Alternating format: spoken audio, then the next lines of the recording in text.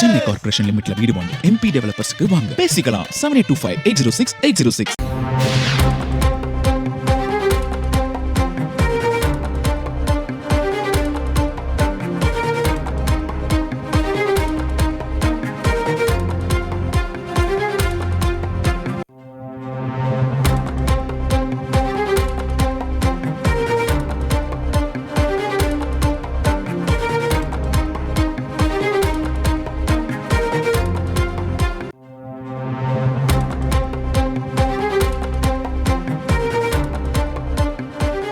நெடுந்தீவு அருகே மீன்பிடித்துக் கொண்டிருந்த தமிழக மீனவர்கள் 22 பேரை கைது செய்தது இலங்கை கடற்படை. இது தொடர்பான முழு விவரங்களையும் அளிக்க இணைகிறார் எமது செய்தியாளர் விஸ்வநாதன்.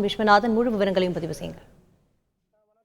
தமிழக கடலோர பகுதியிலிருந்து மீன்பிடிக்க சென்று இலங்கை நெடுந்தீவு வரையை மீன்பிடித்துக் கொண்டிருந்த போது அப்பகுதிக்கு ரோந்து வந்த இலங்கை கடற்படையானது எல்லை தாண்டி மீன்பிடித்ததாக ஒரு குற்றச்சாட்டை முன்வைத்து 3 விசைப்படகில் அது இருந்த 22 மீனவர்களை கைது செய்து விசாரணைக்காக காங்கிரசின் கடற்படை அழைத்து சென்றுள்ளனர்.